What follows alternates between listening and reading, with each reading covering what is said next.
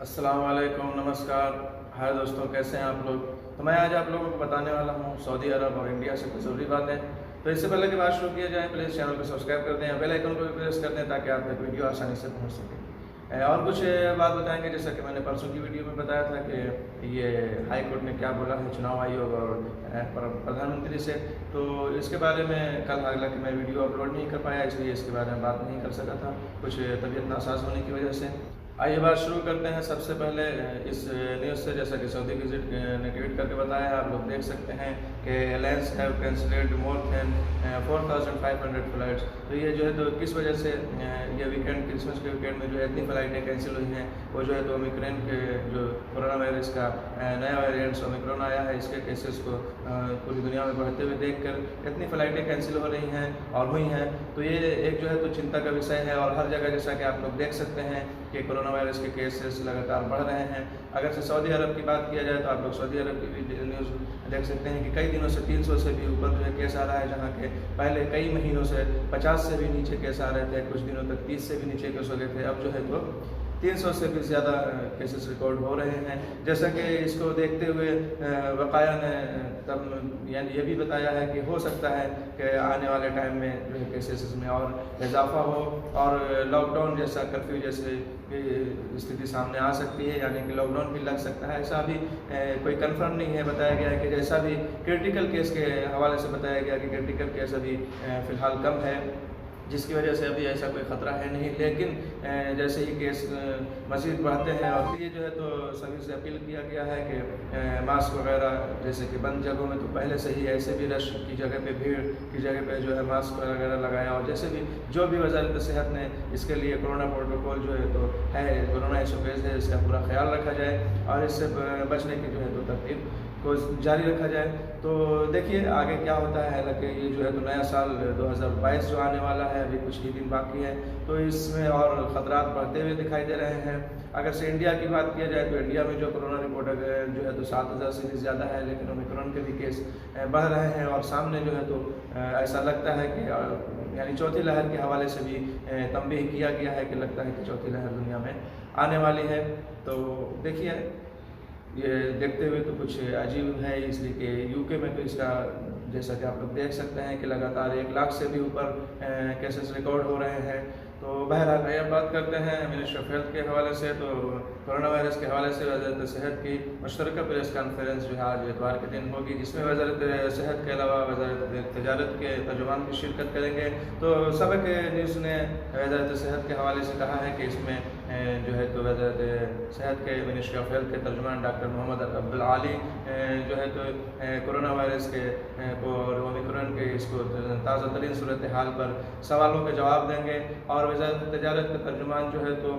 ये तवक्कुलना के हवाले से, यानी कि मार्केटों में जो है तो तवक्कुलना के चेक करने के हवाले से, जैसा कि पहले भी से ही नियम है, इसके हवाले से बातें करेंगे। तो देखिए आज की प्रेस कॉन्फ्रेंस होने वाली है मुश्तरका, इसमें जो भी बात बताया जाएगा उसको इंशाल्लाह आप लोगों तक पहुँचाने की कोशिश करूँगा। तो और देखिए अगर से बात किया जाए ये तवक्कुलना, इस जो सवाल किया गया था कि लॉकडाउन के हवाले से जो बात थी, वो तवक्कुलना पे जो सिस्टम दिखाई दे रहा है लॉकडाउन का, इसके हवाले से बात किया गया था। तो जवाब में वकाया ने यही बताया कि अभी इसलिए तवक्कुलना ने जवाब में यही बताया कि इसलिए ये रखा इसलिए किया है फ़िलहाल कि ताकि अगर से ज़रूरत पड़े तो इंसान जो है इसे इस्तेमाल कर सके। अभी तक तो ऐसी कोई बात है नहीं, लेकिन जैसा कि खबरदार किया गया है, जैसा कि मैंने आप लोगों को बताया कि महकमा सेहत वकाया ने जो है तो इसके लिए खबरदार किया है, अंदेशा जाहिर किया है कि हो सकता है सामने लॉकडाउन की सूरत पैदा हो सकती है। और जैसा कि हफ्तावार रिपोर्ट आती है जो मैं आप लोगों तक पहुंचाता हूं, आप लोग ये सऊदी विजिट की न्यूज़ देख सकते हैं, मैं शेयर कर दे रहा हूं, जिसमें बताया गया है कि 15,000 से भी ज़्यादा लोगों को गिरफ्तार किया गया है, जो कि residency law, border security law और लेबर लॉ के रेगुलेशन का उल्लंघन के मुर्तकिब हैं, उल्लंघन कर रहे थे। तो ऐसे हर हफ्ते में लगभग 14-15 हज़ार लोगों को गिरफ्तार किया जाता है, जिसमें अगर से आप लोगों को ये बताता चलो कि रेसिडेंसी लॉ के अकामा कानून के खिलाफ वर्जी के मुर्तकिब जो है तो 7,500 से भी ज़्यादा लोग हैं, इसमें 7,700 कुछ लोग हैं। तो ये देखिए इतनी बड़ी तादाद में लोगों को गिरफ्तार किया जाता है, यानी कि इतने लोग अभी भी गैर कानूनी तरीके से या जो है तो कानून का रेगुलेशन का उल्लंघन कर रहे हैं और करते हुए पकड़े जा रहे हैं, जिसकी सज़ा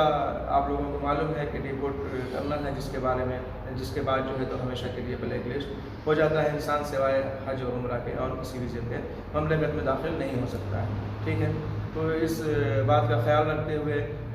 ख़ुद को जो है तो बिल्कुल कागजी हिसाब से सही और यानी कि कानूनी हिसाब से ही रहना चाहिए, गैर कानूनी हिसाब से कहीं भी रहना दुरुस्त नहीं है, सही नहीं है। ठीक है, चलिए जैसा कि मैंने बताया था परसों की वीडियो में कि ये हाई कोर्ट ने जो अपील किया है उसके हवाले से, तो हाई कोर्ट ने चुनाव आयोग से और प्रधानमंत्री जी से हालांकि उनकी सराहना करते हुए कि हाँ आप इतने बड़े देश में जो है तो वैक्सीनेशन का काम ये किया और फ्री में सभी को वैक्सीन, हालांकि वो सारे देश में सभी को फ्री में ही वैक्सीन दिया जा रहा है, फिर भी बहरहाल तो अपील ये किया कि आगे जो 2022 में यूपी में इलेक्शन होने वाला है इसको टालने की बात की है कि इसको फिलहाल टाल दिया जाए, इसके ओमिक्रॉन खतरात को देखते हुए तो ठीक रहेगा। ये एक अपील की गई है, लेकिन अभी तक मेरी निगाह से इसके जवाब में चुनाव आयोग ने क्या बताया या प्रधानमंत्री जी ने क्या बोला ये तो अभी तक मेरी निगाह से नहीं गुजरा है। लेकिन हाँ, सपा के एक नेता राम गोपाल यादव ने जो है तो इस पर बात कही है, टिप्पणी की है और वो सख्त यानी कि नाराज़गी का इजहार किया है। वो इससे नाराज़ हैं कि बिना मांगे ही जो है तो हाई कोर्ट के जो है ऐसे फैसले आ रहे हैं, ऐसे जो है तो रिएक्शन आ रहा है। तो इसके बाद बल्कि उस पर ही उन्होंने हाई कोर्ट से ही कहा कि ऐसे लोगों पे कार्रवाई करना चाहिए और उन्होंने बताया कि ओमिक्रॉन जो है तो ज़्यादा खतरा नहीं, यानी कि इन्हें चुनाव लड़ने का और चुनावी रैलियाँ करने का और ये इतना मतलब ये है कि ये नेता के अलावा डॉक्टर भी बने जा रहे हैं, इनको भी पता चल जा रहा है कि हाँ क्या जो है तो ख़तरनाक है और क्या ख़तरनाक नहीं। तो ओमिक्रॉन अगर ख़तरनाक नहीं, आपने ठीक है किसी डॉक्टर से ही सुना होगा, जैसे मैं भी रोज़ बताता हूँ, मैंने डॉक्टर यानी रिपोर्ट देखता हूँ उसके हिसाब से बताता हूँ, आपको भी कहीं से पता चला ठीक है आप डॉक्टर नहीं, जैसे मैं भी डॉक्टर नहीं हूँ लेकिन मैं बोलता हूँ। तो लेकिन